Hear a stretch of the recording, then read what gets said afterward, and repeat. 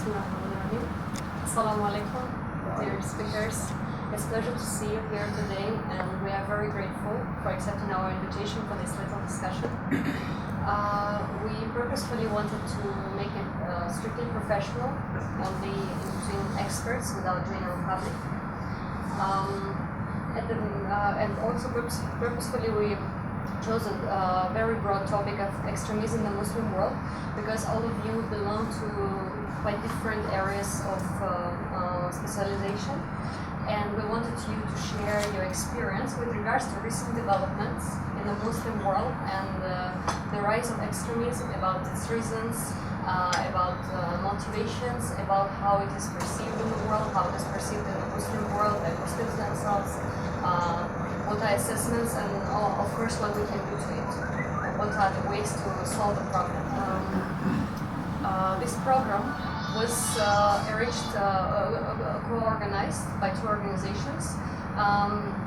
First of them is Asia West East Institute, the so-called Asia Week. That's a new organization, and the purpose of our organizations is to try to build a better bridge between West and East Asias, between the Middle East, and in particular between the Southeast Asian countries, in terms of political interaction, cultural interaction, analysis, working together on some research projects of all various kinds.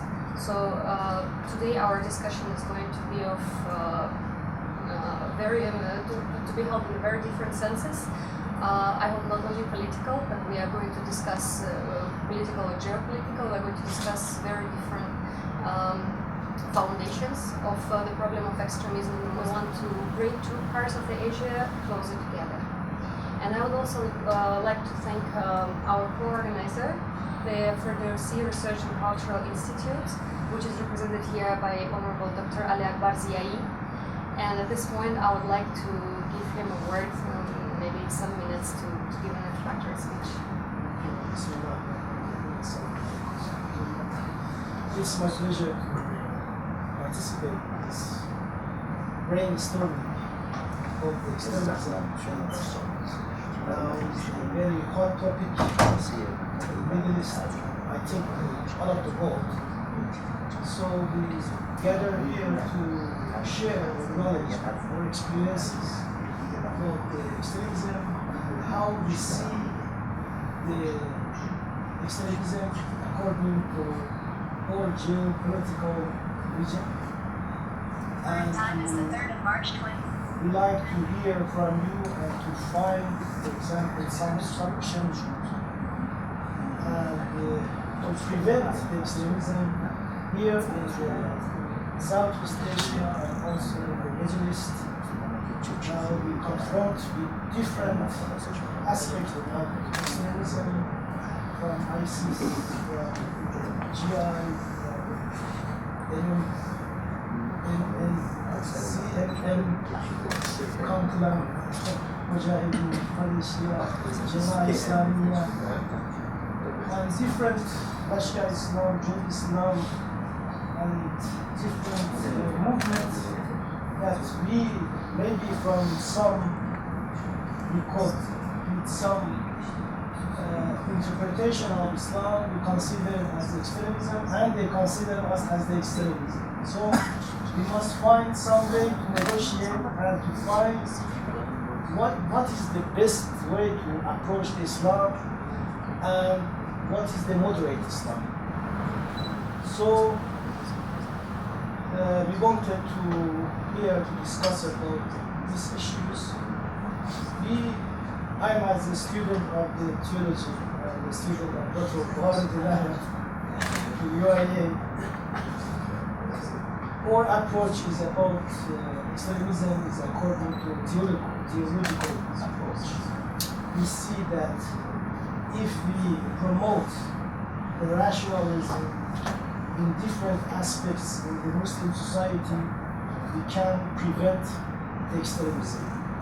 This rationalism means the reason, not versus the tradition or narration of the hadith, but the reason that is enlightened and supported by the Shar and Sharia by Islam, as we find it in many verses in the Quran that advise us to follow the reason.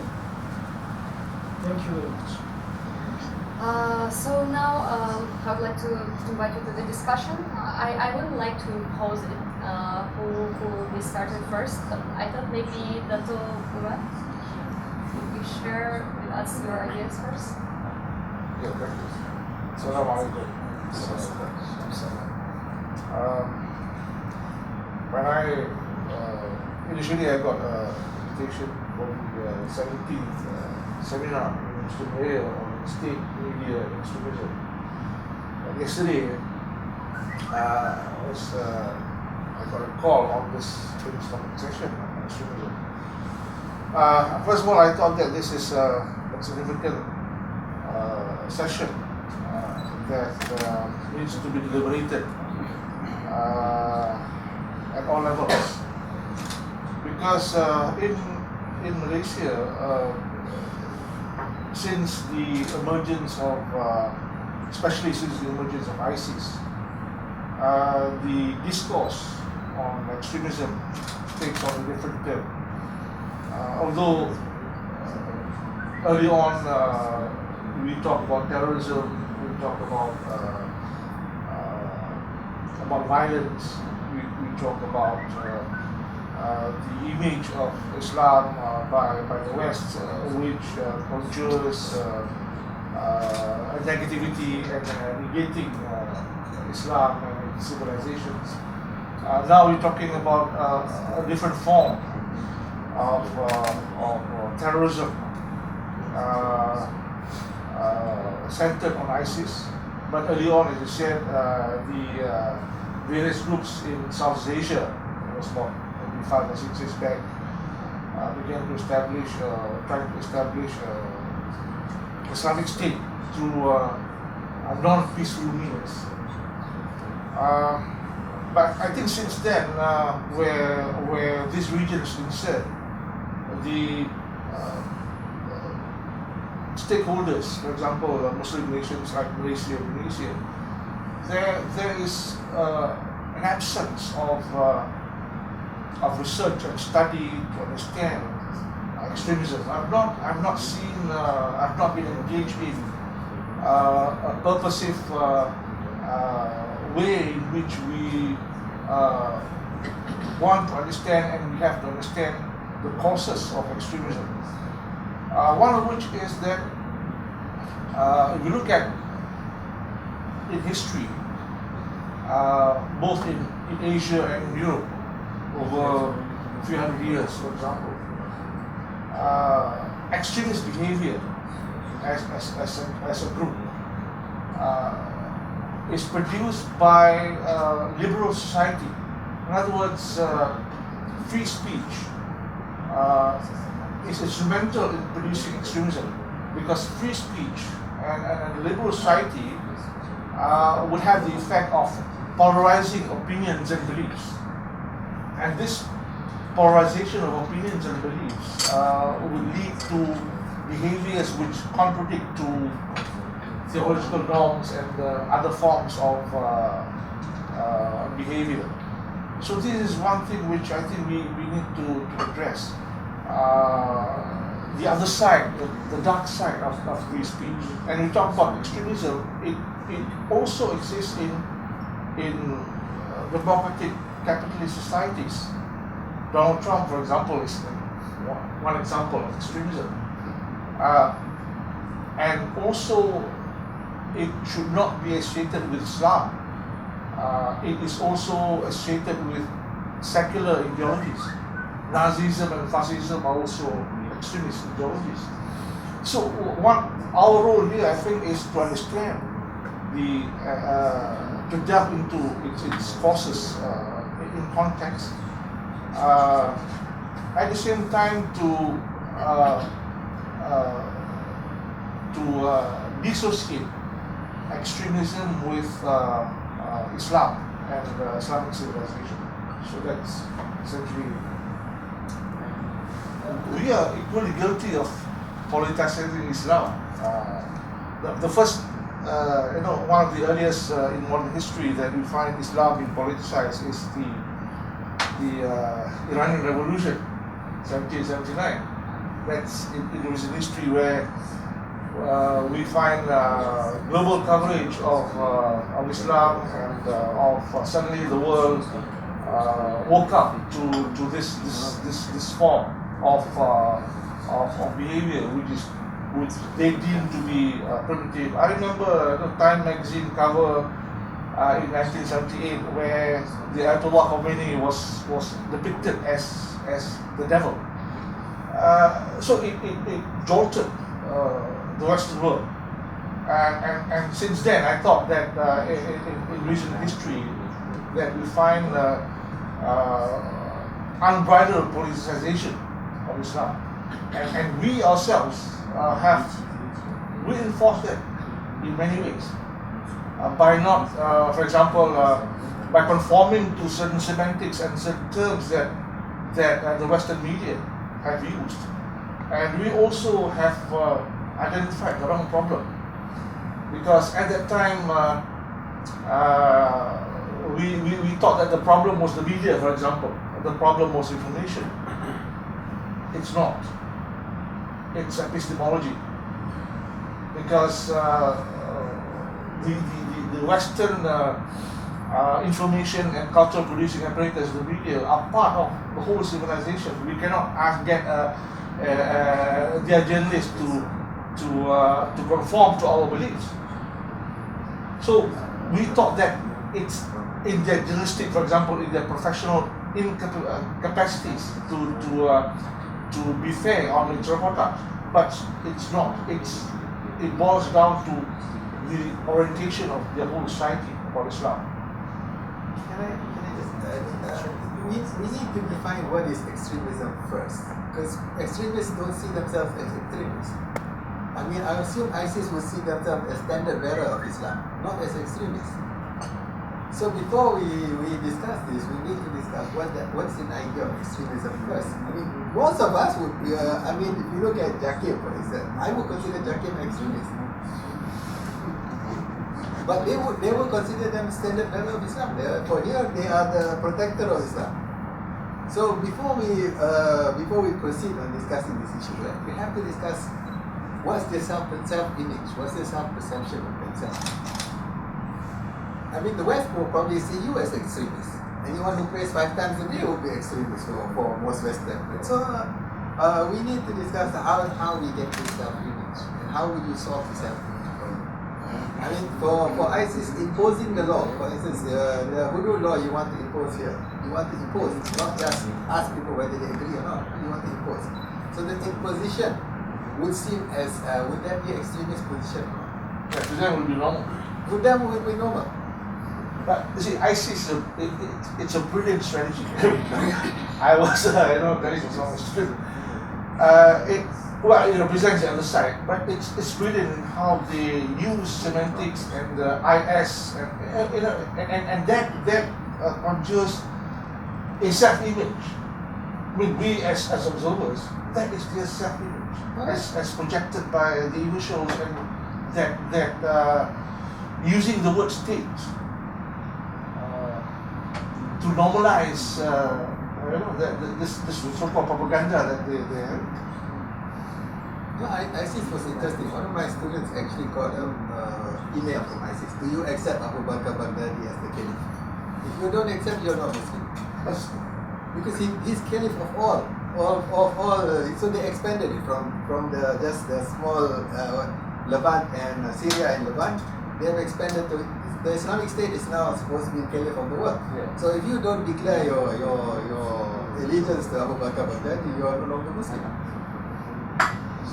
I mean, he was actually a very brilliant media because and actually he raised a lot of questions with the boy. So there's great dissatisfaction with the status quo today. Look at the Middle East, it's all chaos. None of the ulama speak against the Ummah or trying to correct the situation in this country. So when you get somebody as crazy as Abu Bakr Baghdadi, it seems like a godsend. to some of these very angry boys, it's in concept. ISIS, Whether the status quo, whether even Gaddafi never speaks against the Qatar king or whatever. There's a lot of injustices in the Middle East. So they appeal. ISIS does appeal. You have to understand the appeal. And as I said, self-image is a major issue. If we don't address the self-image, people you think are extreme, other people probably will think you are extreme. So how do you find a compromise in this? I think it's very, very important for us to put a balance between knowledge and also information and the way how we the image of what knowledge is in the Muslim world. I mean, we are being extreme in a way, especially when we talk only about the external, the Sharia, the Sunnah, without taking into consideration the inner dimension of man. So in many ways, especially with the coming of modernism, we thought that Muslim has to portray itself as something very external Muslim. But we forgot the balance. While Islam has been balanced from the very, very beginning. It's neither Judaism nor Christianity. It's a religion of knowledge. It's a religion of the middle. The religion of the middle, the balanced religion. It's neither extreme like Christianity, neither extreme like Judaism, the Jews. It's a well-balanced religion, a religion that represents other religions. Hakika Muhammad from the very beginning until the external Muhammad, they were all covered, and Islam has already absorbed all civilization, or else we wouldn't have Islamic civilization. We had been very, very tolerant to many other civilizations before that, in Spain and so on. And again, what happened in India with Tamil Akbar and so on, they've been very tolerant to other.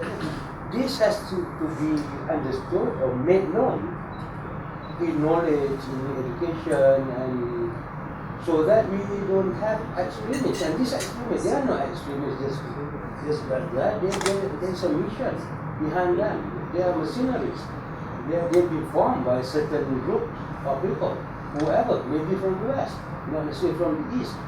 So as much as we want to look at the West as extremists, we must have to look at some Muslims as being extremists themselves. Extremists in terms of their way how they think, their education, their approach to knowledge, their approach to other people, and so on and so forth.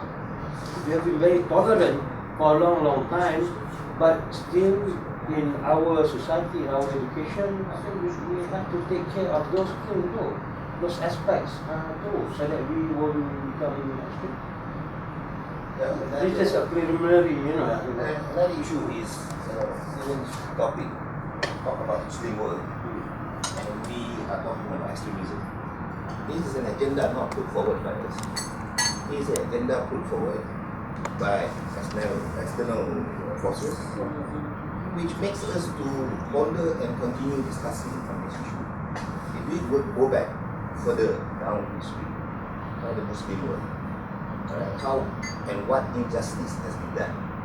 This is not what is happening today. Extremism, we are looking now from our side, is because they are using Islam, they are saying the Sharia, and they are talking about hadith and so on. But extremism in Muslim world at that time, when they were supported by the West, we didn't consider it as extremism. There were dictators, there were worse destruction, which happened then and also happening today. Today it so happened that Islamic groups are claiming that they are doing this for the sake of. So it is not something is happening at this spectrum, not this period only. If you go back, you will see injustice. What kind of injustice? The political economy. It is all back boils down to economics. So the nature of money, the nature of the financial status, international financial spending is all unjust. So you want the people, they have been suffering. Like for example in Iraq, they went and sanctioned and so on and so forth, they destroyed the whole economy. But still, they had to send down drones and so on and so forth to wipe them out. But still they didn't wipe them out. They sanctioned and everything is all economics. And today you sanction Syria and they wipe out Syria. And then we down here talking about extremism, which they want us to portray is from us. It's not from us. This is something which we has to ponder and see what actually and where we are. We are just followers, and we are still followers. We are not being able to do what we need to do.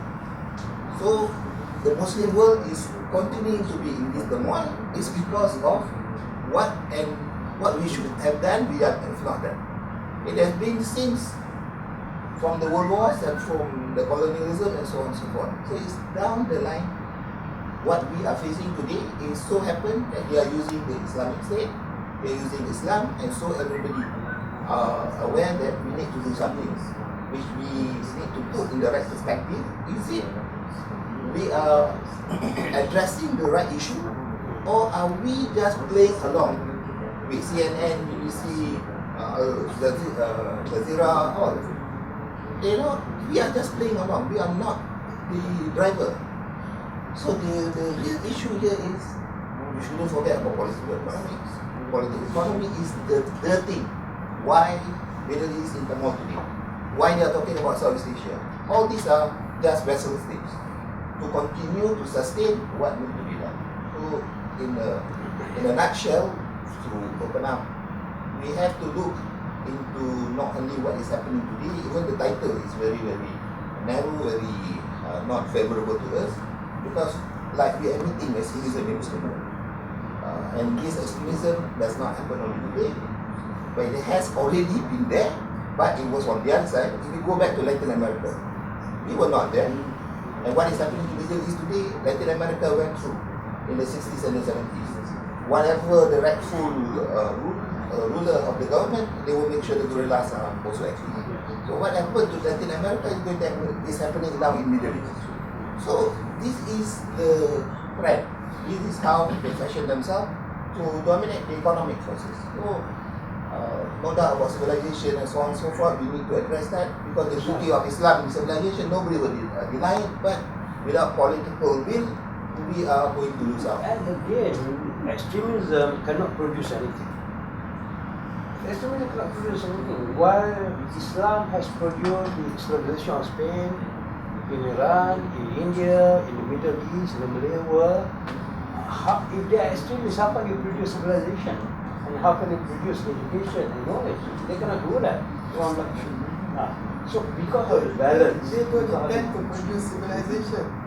They don't want to produce civilization. these people, of course, but They want to implement God's law on earth. but you see, when Islam came to the Their understanding of what God's law on earth is. So yeah, these people they are not even within our consideration.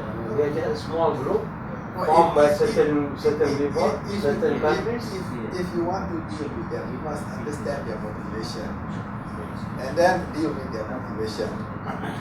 If you want to just simply impose or say, we have a higher civilization, etc. They have no intention of producing higher civilization. They have no interest in art. They have no interest in music. No, we are not They have no interested in that interest in also. any of these things. No, we are not interested in that also. We are addressing the issue. We are not interested in that. We are addressing the issue. Some of us among us here may choose to define them and may want to have some agenda to go against them, but some of us may want to put Islam into a proper perspective as a civilizational religion, and we have to maintain that way. We have to widen our scope of defining things. We have to bring back the idea of knowledge in Islam, the falasifa, the sharia, the metaphysics, the hikmah, everything together, just using one over another. We have to bring them all together. We have to maintain the balance, and also to produce more books and reading materials all over the world. Now, if we talk about Islam, what is that? Palestinian. It's always Palestinian issue. As if Palestinian issue is Islam. Which has Now, not I been see. Islamic since the beginning. It was Islamized. It was an Islamic issue. Yeah, it wasn't Islamic issue at all. It's a political issue. If you go to Washington DC, you go to a bookstore, Palestinian issue. We have 200 books. Islam itself, we have 2 books or 3 books. So we have to maintain we have to bring back those things. The hikmah muta'ali, we have to bring back so everybody know that, so that Islam won't be defined and will never away. While addressing ISIS, of course, definitely, we want to address ISIS too. But the ISIS too. But look at our country. Everything's become so extreme. Science is extreme on one part, just science by itself. Maths is extreme to maths itself. Nobody study the philosophy of numbers.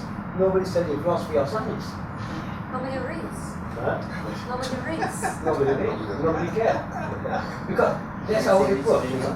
We have ourselves the wrong approach to knowledge, to education. We want to produce scientists, but we don't want to produce thinkers. But all Muslim scientists are thinkers. No, they are not the scientists. So it's our curriculum, so we have to repair. Of course, we make it in a very general way, not addressing the ISIS issue alone. But why we have extremism? Because we train scientists to have PhD in chemistry and know nothing about religion. And know nothing about himself. So you want to make jihad, just go and make himself blow up himself. That's the best way of jihad. Because he has no balance within himself. I think we have to, one of the issues is facing the problem we are having. Other issues that we have to address, how ISIS come about, how we want to look at them. I'm not that very interested to look at how I want to define ISIS and so on. I'm not that interested. Of course, we have to face the issue because there's a reality that happened today. Right? Other members may want to speak about that. And from several commentaries that were just made, I realized that, and I agree with the professor that the problem is not that Muslims are leaning towards extremism. But we have another problem definitely, is a problem of values and how to, but do you think these values that they were lost somewhere on the way, or they've never been there, the values which preclude the Muslim societies from leaning towards extremism even in the very hard economical conditions? It's about values, as Professor Haradin said, that to value the knowledge, to value the development, to value effective work. With regard to this value, going back to the media, whatever values, whatever culture, is who is controlling the media. Today when we see our own children, our own self, right, the values, whatever good values we want to impose, from 7 o'clock when they wake up, they switch on the TV, the values is already from Disney. So we cannot go and tell them that, so the dominance of the media is very important. Even today, IS is given so much protection, for so much coverage. It's the perception which the media has created. Whereas from our side, where is our side is going through? We cannot. The most important vital today is information. Even though we can get information in media, but what kind of information? That information is going to influence our behavior, our value system. So the control of the media, control of the all those necessary instruments or whatever to convey this is something which the Muslim world should have already done. One time the wealth was with us. Instead of buying up CNN, buying up what, we went and bought only the football teams with our wealth. So ultimately we are entertaining ourselves and so on and so forth. Why can't we just buy up the CNN is a public listed company? Or do the necessary from the economic perspective? We didn't do that. Today, it is the same status quo as it was in the 1960s. Who is dominating the world scenario? It is easy to blame the West for everything, but we have also to take responsibility for ourselves. Yeah, that's why I say, So even though we had the wealth, I we didn't take advantage like the country that dawn or whatever. If you look at the Malaysian experience now, right, it's becoming actually quite extremist to a certain extent. It depends on your definition of extremism, right? People believe we can impose our will, our culture, our religion on everyone else. And anyone who doesn't conform to this Jakim idea of what religion is not following the religion. Since when did we get this idea that you must impose? Rather than convince, I like the idea you acknowledge being very important, convincing rather than forcing. So, but this has become dominant now in Malaysia. And among the I assume Malaysia was supposed to be one of the more moderate countries. We think ourselves as moderate, but in actually practice, you can hardly say we are moderate. But when we look at Southeast Asia, in the context of global history, South Asia has been a peaceful society, and there are no extremist, extremist movements until recent I times. would never It depends on how you define extremism. Maybe, but we're talking about the extremism that we are defining now, or the world is defining. So Not as extreme as Middle East. in history it has been quite specific. So this is one thing I think that it's a new paradigm for South Asia, and we've got to think of extremism as non-state actors. Non-state ISIS is a good example of extreme of non-state actor, and there are so many non-state actors. But we think in terms of states. Again, we need to compromise. We need to look into how we want to approach this so-called new form of non-state actors. There's so many non-state actors, but again, when you talk about extremist movements, it's a new form. And then also, I think extremist movements exist in a free speech environment. I think we have to understand free speech. They don't see, they create that free speech environment within, for example, a state that has no free speech. So to me, a free speech environment should be structured with regard to other societies. I'm just I liken ISIS to what had happened to the French Revolution during the French Revolution, where people were killed to create new values. Any revolution has this desire to create a new society. ISIS or any extremist group would want to create a new society. So again, you have to look at it in terms of how they. To me, I mean, I approach it from a historical perspective. How they understand history. And I've been looking at European history in terms of emergence of such extremist movements, and it's quite similar. It's enough to return to the example of to the Calvinist example. Yeah. How they try to create this. Exactly the same. Exactly. I would like to elaborate on this topic more, but I wanted to give a word to Prof. Fauzi, maybe. Probably. Yeah, Would you like to right. say something to? I just wrote down an article for aliran pemikiran melampau di kalangan Islam ini, extremism within Muslim community. First of all, we have to accept that the origin idea of extremism is root down from the Ahl Kitab. And that's why Allah said in the Quran, Ya al-Kitab la taghlu fi dinikum. Then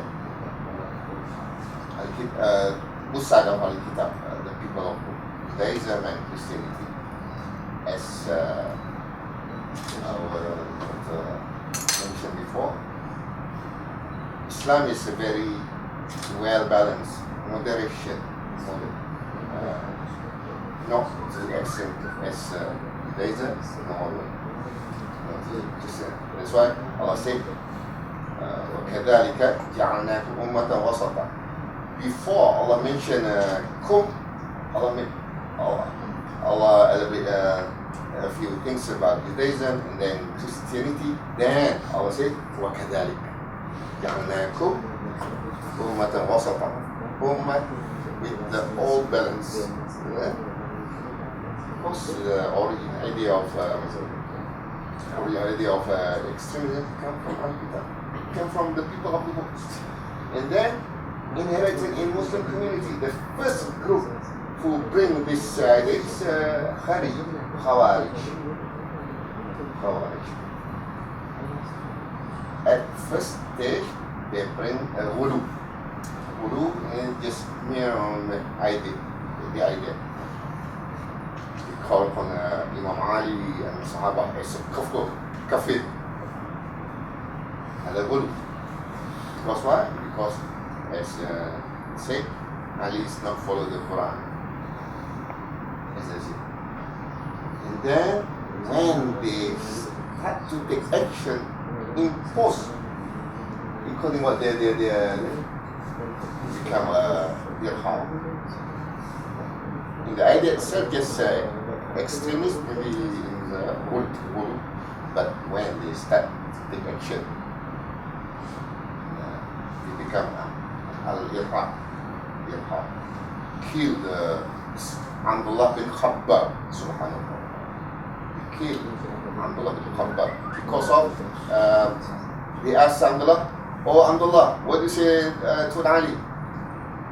Abdullah said, "Ali is the pious man." Then kill him.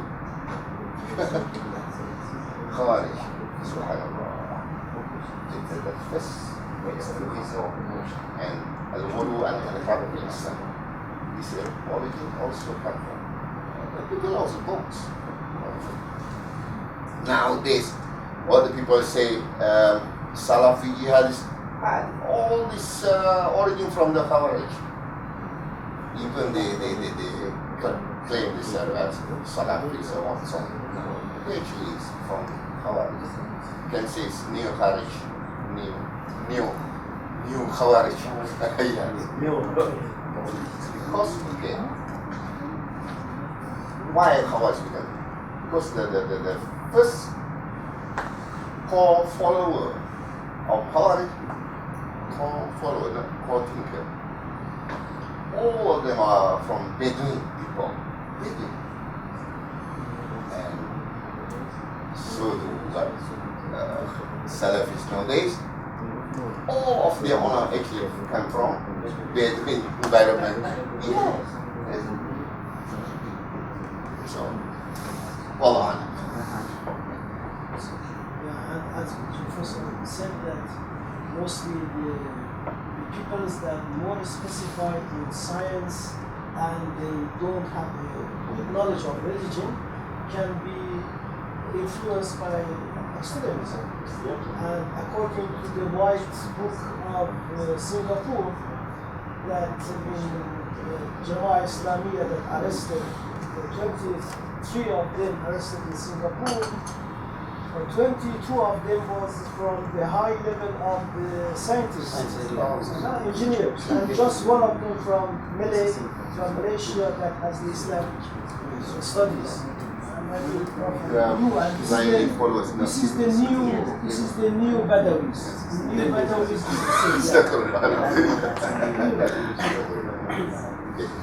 Well, following that one, the latest video about the Malaysian who involved in southern Philippines, which was released by Foreign News based in Russia. That guy was in science, not in Islamic studies.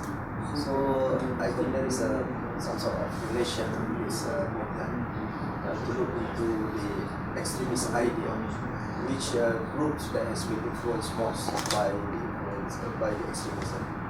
And if we look back in Malaysia, in our country, last few weeks, there was a debate with the debate that should take place, but then the debate was cancelled between Asri and Zamiha. So it looks like the religious can become taking the extreme idea in a religion. So these two groups, they belong to different ideology of Islam. Some would look into what Asri says is the Wahhabi Islam, and then what Zamihan tried to champion is the Sunni Islam. And then he himself became president of Aswaja, the Ahli Sunnah wal Jama'ah Association. Become president. So looks like the extreme idea, extremism, becomes something. It's not looking at the background of the people. They don't look into your background, whether you are religious or whether you are non-religious, whether you have a good education or not, or you have no education at all. And we know that from our ministry that they give the data 132 people who are now involved in fighting in Syria. So whether we like it or not about the ISIS, there are Malaysians who involved in this attack. And then the video that has been released by Foreign News, it's clearly mentioned or it's clearly shown that that guy gave the bay'ah to IS, to ISIS. Bay'ahna Khalifah Abu Bakar al-Baghdadi al-Qurashi al-Sam'i wa Ta'a. Al-Qurashi. They claim that Abu Bakar al-Baghdadi is from Qurash. So this is something like we have to look into this matter. And then they have been using this narrative, so we do not have enough counter narrative to counter this. Can I say just one word in 2 minutes? See, Islam is the only religion that talks about mankind. Ya ayyuhallazin, ya ayyuhannas. It's the only religion. I've gone through all the sacred texts the world over. Hindu, Chinese, Christianity, Judaism, Greek, Mayan. None, not a single one say, oh man. The Quran is the only one. They say, oh man. Oh man. So it's very universal. How can extremism exist here? So it's not from our origin, maybe from the West side. Modernism, French Revolution, those are very extreme. And modern knowledge is very You cannot say it's not from our origin when we are doing it according supposedly to certain understanding of the text. You are saying that their understanding of the text is not authentic or not right. Now you have to explain why. This idea we just simply pass on. This is not our problem. It's somebody else's problem. They think no, extremism does exist within Muslim groups. not majority of Muslims. No, of course you don't need majority to create chaos. The Khawarij were actually a very small number of people, but they created chaos throughout the whole Muslim empire. But the point, what I said is that Islam is the only religion that addresses mankind universally. And talk about the Zaitun tree, neither of the East nor of the West. And always in a universal sense. If they happen to be, I don't know where the origin is. It from the Quran, the origin, or the origin from somewhere else, from the United States, or from Zionism, from somewhere. You We are know? not talking of religion here. We are talking of extremism. We are talking of the people. The people. Their understanding. There is I think the roots of the whole problems of extremism or whatever it is. I mean, Islam is by itself is God revealed religion, way of life to mankind. Of course, it must be the best as far as the Muslim is concerned. I think it's very important for the West to understand this. No, but It's important for CNN to understand this. no. How? Produce more books, send to the West. Books that show that Islam is a universal religion. No. I think the issue now, the issue of the people, the Muslims. We are not the same. I mean, people are being exposed differently, and it has caused these differences, and slowly it grows into the kinds of extremism that we are talking about. We cannot blame Islam. Islam as it is, yes. But now that shows our failure to disseminate or to make people to learn the rights or the true Islam that we are talking about. Well, you should define what is true Islam, which is also an issue. Yeah. The Muslim Is it world. Ahl Sunnah wal Jama'ah? Is it Ahl Sunnah wal Jama'ah, or is it something else? That's where we have to come to the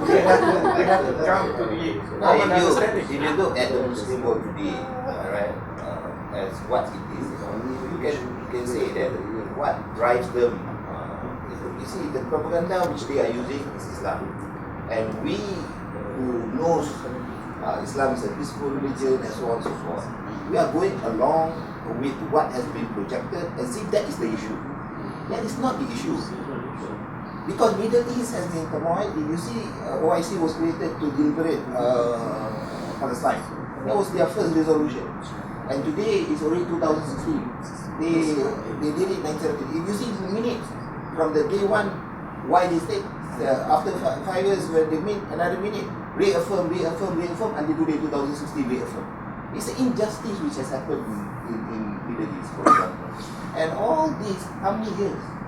Alright, that drives the people to the corner. Who makes it such that situation becomes in that manner? And then suddenly comes the religion, and then we are looking from the religious perspective. Whereas the beauty of Islam was never ever allowed to be used, like for example in Spain and Al-Abra, in modern civilization, in modern century, which a nation can claim that they have been allowed freely to adopt and adapt Islam to see the beauty of Islam. No region can claim that. No country can claim that. And then suddenly we are putting the blame as if religion has driven. This is not an issue of religion as an ideal. This is an issue of religion as a practice. Yeah. And of course, the easiest way to motivate man is to couch it in religious language. It appeals to us as the best of the people. And of course, Islam talks about justice a great deal. It is quite easy to direct it in a way that the jihad becomes justice. But this is the easiest tool in order to motivate everyone.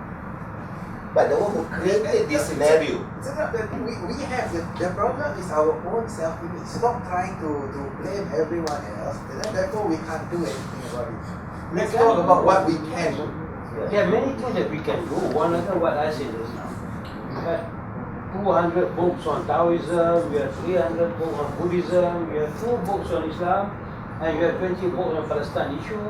We have even in proxy conflicts.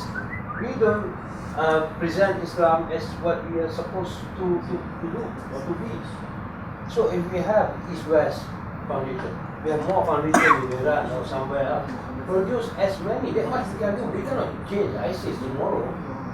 We cannot stop ISIS. So what can we do? Just 10 of us, can we abolish ISIS? Or we cannot. But we can do what we can do. So let's do whatever that we can do. But ISIS also, how did it come about? They just that few months, how many months? 1 year ago? Before that, we didn't even know they existed. But they came out and they are empire. There were, of course, different groups. The groups become something. The idea of violence has always existed. It depends on as I said, the Middle East political condition today is really extreme. For instance, nobody talks about Saudi Arabia bombing Lebanon. I'm sorry, Yemen. Bombing Yemen to kingdom come. Killing Muslim. As if it's nobody even blames Saudi Arabia for any of this. And then now Saudi is inviting Malaysia to join 19 forces, 19 countries to Syria. And our Prime Minister is in Riyadh. Just to confirm about this. He's going to return. I agree with you. It's a lot about the matter of perception, and as I start realizing here that we really need a deeper level of analysis, like probably discourse analysis, since we also talk about epistemology. Because you see, for example, they keep paying attention to it again and again. For example, these so-called moderate Muslims in the West, like Ayaan Hirsi Ali or Salman Rushdie, they are praised by the Western world, by some circles in the Western world, as moderate Muslims. Well, from the viewpoint of the others, they would be extremists, which they really are. Maybe you disagree with me. So I think in the era of postmodernism, it's quite difficult to distinguish what is the real Islam we are talking about, what are the good values and bad values, but we need some mechanisms to analyze it. Then Prof. Hisham made several times a very good point about Kharijites, and it made me think that you're right, they were a very small minority, but how successful they were in projecting this image through the whole Muslim epistemology, and how this term is being used for the centuries. Even if we look at the domestic political discourse of the Muslim majority countries, how often the term Khawarij is being used to demonize people, right? Maybe I wanted to give a word to Prof. Hisham if you wanted to make a short speech. I think that's it. I have a suggestion, but I need your vote on this. Would you like to take a little break, like maybe 5 minutes for tea? And then we'll continue with the Hajaba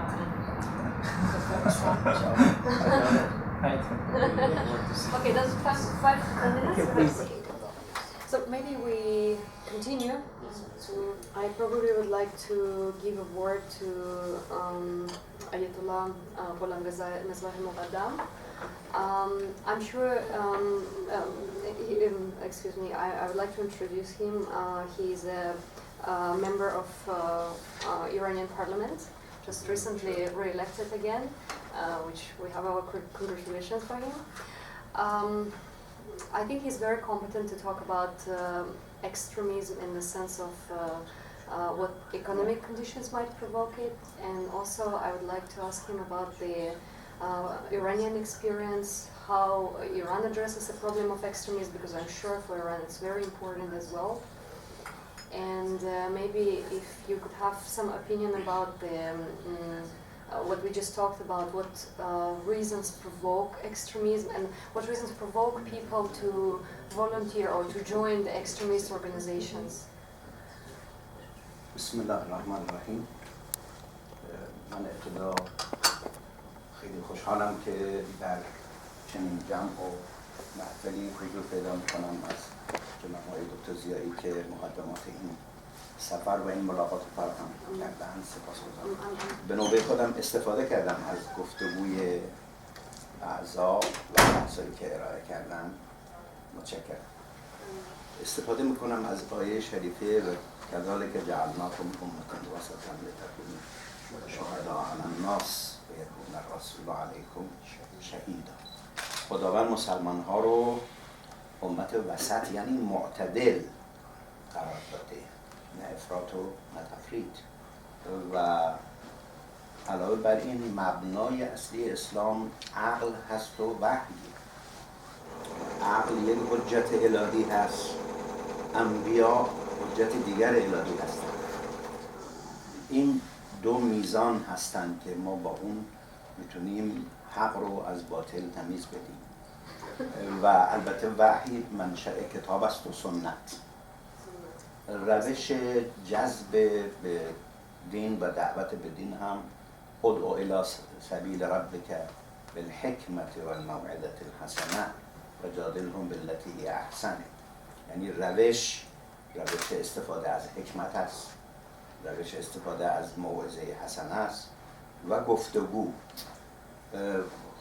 خداوند اسلام رو عرضه کرده، ایمان رو عرضه کرده، ولی گفته فمن شاء فلیؤمن و من شاء فلیکفر. آزاد قرار داد انسان ها رو در ایمان و کفر. اکراه، تحمیل، اجبار برای قبول دین پذیرفته نیست. لا اکراه فی الدین. همینطور اگر کسی اظهار اسلام میکنه ما نباید بگوییم تو مسلمان نیستی. ولا تقولوا لمن القا الیکم السلام لست مؤمنا تبتغون عرض الحیات الدنیا. نسبت به اهل کتاب هم به ما میگوید ما مشترکاتی داریم، بیایید به همان مشترکاتمون به هم نزدیک بشیم. روش برخورد با اهل کتاب نفی و طرد و حذف نیست، قل یا اهل الكتاب تعالوا الى كلمة سواء بيننا وبينكم الا نعبد الا الله ولا نشرك به شيئا ولا يتخذ بعضنا بعضا اربابا من دون الله. یعنی روش عقلایی و اتکاء به مشترکات. اسلام الحمدلله یک دین جامع، یک دین کامل برای امروز و فردهای جهان بشریت. به عبارت دیگه اسلام با دنیای مدرن ناسازگاری اساسی نداره، مگر اینکه مدرنیسم رو به معنای یک اندیشه‌ای تعریف کنیم که اون اندیشه ناسازگاری با دین داره. بله، اسلام با پیشرفت سازگاری کاملی داره. پیشرفت هم در امور مادی، هم در امور اقتصادی، سیاسی، فرهنگی و هیچ گونه ناسازگاری با پیشرفت ها نداره. انقلاب اسلامی در ایران بر همین مبنا 1979 به وجود آمد. با روی دادن انقلاب اسلامی در ایران، اسلام در جهان جان تازه‌ای گرفت. پیش از انقلاب اسلامی اسلام کم کمک رو به افول و نزول گذاشته بود. حتی معتقدم نه تنها اسلام بلکه کلا دین و جایگاه دین به دنبال انقلاب اسلامی در جهان ارتقا پیدا کرد.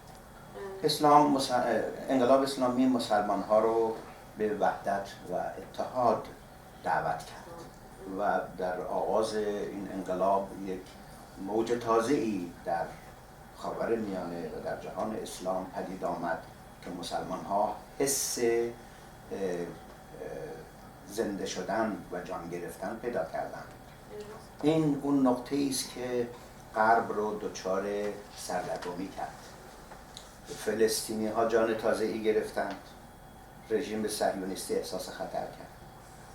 ما در داخل کشورمون الحمدلله بین مسلمان ها اختلافی نداریم، هیچ گونه اختلاف جدی نداریم و با هم برادرانه زندگی میکنیم.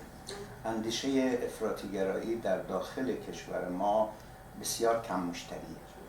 داعش، طالبان، تکفیری ها در داخل ایران خیلی مشتری نتونستن پیدا بکنن. این میتونه یک الگو باشه که دیگران هم بتونن ازش پیروی کنن. شما میبینید در اطراف ما همه کشورها دچار مشکل داخلی از جهت همین افراطگرایی هستن. ما در داخل ایران حتی یک پدیده، یک رخداد که نشان ظهور و بروز افراطگرایی باشه نمیبینید. این اتفاق که افتاده، غرب، مقصودم از غرب دولت‌های غربی است، امریکا خصوصاً، برای خروج از این وضعیت پدید آمده ایجاد اختلاف در بین مسلمان ها رو در دستور کار خودشون قرار دادن. من از برادران محترم که در سر این میز نشستند عذرخواهی میکنم. دنبال ریشه افراطگرایی درون جهان اسلام نباشید. ریشه افراطگرایی از بیرون جهان اسلام وارد شده. شما در همین آسیای جنوب غربی، جنوب شرقی کجا درگیری، اختلاف بین مسلمان ها رو به صورت تاریخی می‌بینید؟ خانم کلینتون وزیر خارجه سابق امریکا گفت طالبان رو ما ایجاد کردیم، کما اینکه خودشون گفتن داعش رو ما ایجاد کردیم. کی سلاح به اونها میرسونه، کی پول به اونها میرسونه؟ روی اینها تحمل کنیم. این به ما نشان میده که ریشه پیدایش تروریسم و افراطگرایی در میان در ذات اسلام که نیست، در میان مسلمان ها هم به صورت اساسی و اصیل وجود نداره. از وقتی که داعش به وجود آمده، شما میبینید داخل عراق، سوریه، لبنان و کشورهای اسلامی جنگ و درگیری و مشکل و مصیبتی، ولی رژیم صهیونیستی در آرامش و راحت به سر میبره. البته در طول تاریخ در صدر اسلام گروه‌های افراطی مثل خوارج به وجود آمدند، ولی به تاریخ پیوستند. شما ببینید جنگ دولت سعودی و یمن در قالب همین فرضیه قابل تحلیله، نه غیر این فرضیه. جنگ درون جهان اسلامه، جنگ دو کشور مسلمان با هم. مرحوم امام خمینی رضوان الله تعالی علیه یک تعبیری دارن، شما تعبیر براتون معروف و مشهوره، که امریکا شیطان اکبره و به ایرانی ها میگفتن که اختلافات خودتون رو کنار بگذارید، هرچه فریاد دارید بر سر امریکا بزنید. ما باید به نسل جوانمون اطلاع رسانی کنیم، تجربه 40 ساله گذشته رو براشون بیان بکنیم، توضیح بدیم که پیدایش داعش یک پدیده کاملا طبیعی در درون جهان اسلام نیست. چطور شده که از وقتی داعش به وجود آمده مسلمان ها هم درگیرن؟ این داعش هیچ گونه خطری رو برای منافع امریکا نداره، هیچ گونه خطری رو برای اسرائیل نداره. پس این و همین موجب میشه که جلو نفوذ فکری داعش رو بگیریم. ما ببینید از وقتی که داعش به وجود آمده رشد و پیشرفت اسلامگرایی در جهان هم متوقف شد. چرا که داعش در معرفی بد از اسلام خیلی خوب نقش ایفا کرده، تونسته اسلام رو یک دین خشونت، یک دین ترور، یک دین برخورد با پیروان سایر ادیان، یک دینی که تحمل نمیتونه بکنه وجود مسیحیان رو در جهان اسلام، وجود یهودیان رو در جهان اسلام. خب همین طبعا انعکاسش در جهان این خواهد بود که کسی اقبال نمیکنه به چنین دینی. سال گذشته خرداد ماه بود که من یه دعوتی داشتم از سوی یک مرکز اسلامی در مرکز دینی در پارلمان آلمان. من حضور پیدا کردم، البته 3 سال پیاپی من به دعوت اونها آلمان رفتم. اونجا یکی از حاضران که اداره میکرد جلسه رو سوال کرد که در عراق چرا سنی و شیعه به جان هم افتادند. گفتم عجب اشتباه بزرگی میکنید، ما در عراق جنگ سنی شیعه نداریم. نه داعش مدعی این است که به حساب اهل سنت میجنگد، نه با کسانی که میجنگند اونها شیعه هستند، بلکه اتفاقا مناطق کردنشین رو نگاه کنید و مناطق عرض کنم خدمت شما ایزدی نشین رو نگاه بکنید.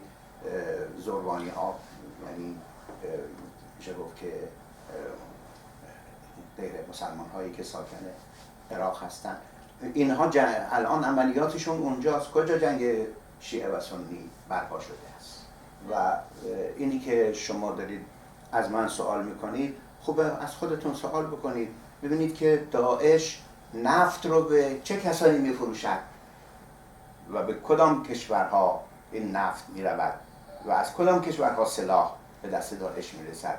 اون وقت به ما بگویید چرا جنگ شیعه و سنی در عراق جریان دارد.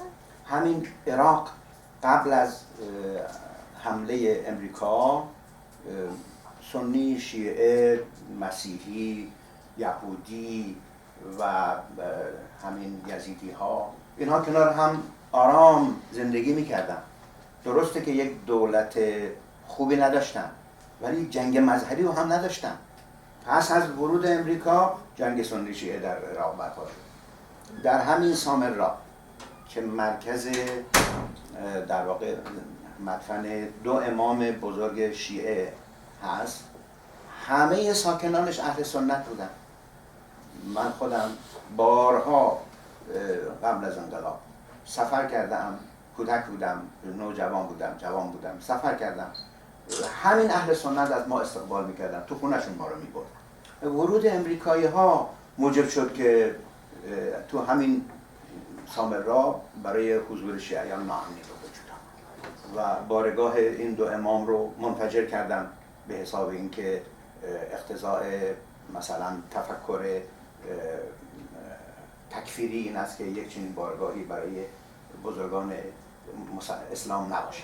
اینها افکار وارداتی به عراق بود، نه افکار اصیل در درون عراق. ما هر چه ضربه میخوریم از دخالت‌های بیگانگان در منطقه است. به نظرم همین ها رو ما برای نسل جوانمون بیان بکنیم میتواند جلو رشد داعش رو و تفکرات داعش رو که مهمتر از عملیات داعش بگیریم. متشکرم و السلام علیکم و رحمت الله. I want to mention that Israeli armies, they have a special program for promoting takfiri movement in Muslim societies. Takfir, yes. Yes. There is two universities in Israel that are so important for Islamic studies. One is Department of Islamic Studies in Tel Aviv, and the second one is Ilan Bar University in Quds, Urshani. This is in Urshani.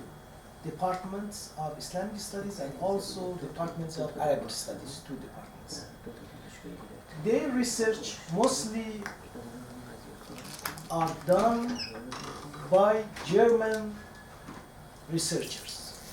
The German researchers, two most important foundations in German, are very active for conducting the real research, for promoting the Ibn Taymiyyah and Ibn Qayyim Jawziyya books and takfiri movements in all Muslim societies. One of them is GIF, German Israeli Foundation, is based in Israel and active in Germany. This is the first one. And the second one is the Konrad Adenauer Foundation. That this Konrad Adenauer Foundation also has branch in Malaysia. Because they declare that they are German foundation, but in 1982 is originated and also established in Israel. The first base of this Adenauer foundation is based in Israel in 1982.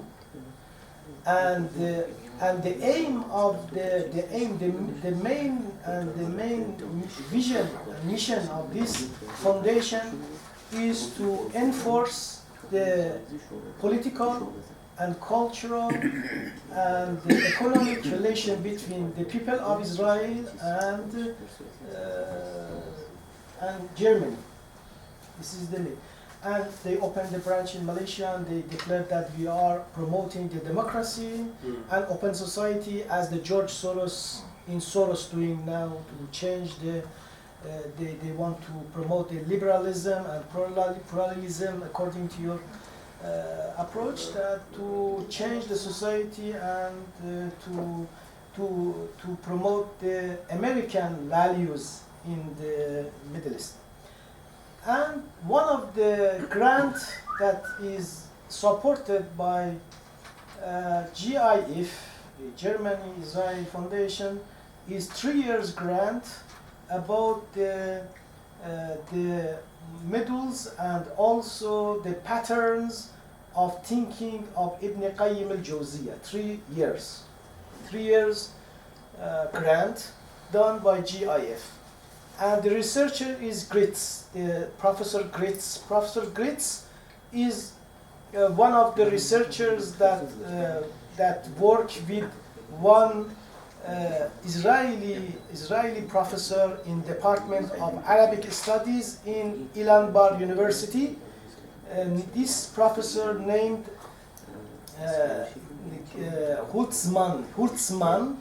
Hutzman is the women that get her master in Israel and also PhD in Israel, and also 13 years worked as the major in the intelligence service of the army of the DIF, Defense Israeli Force. Okay, this person Hutzman is the person that write the grant for Ibn Taymiyyah and Ibn Qayyim al-Jawziyah grant for the Grits, the Dr. Grits from the Open University of Berlin.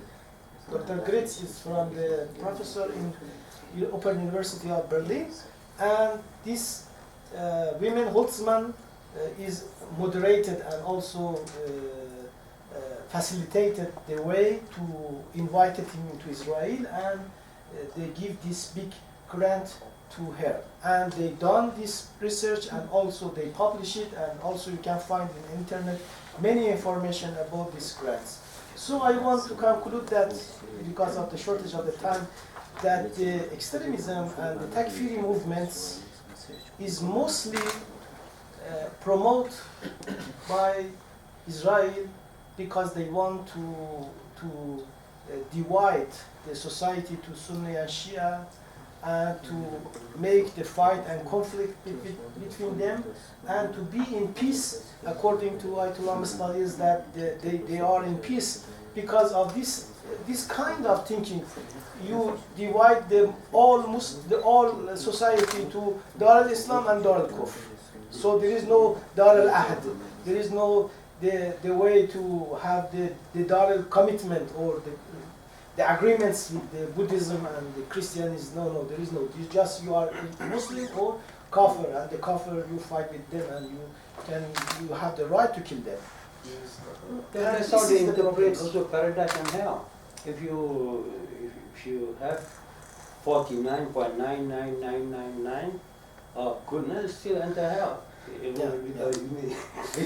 need more than 50% to enter heaven or paradise. It doesn't make sense. You go to the hell and heaven just that way. There are levels. We're talking about the level, lowest heaven and the highest heaven. Not 49.999 go to hell and 50.000001 go to heaven. That doesn't make sense, isn't it? So the same thing, Shia, Sunni.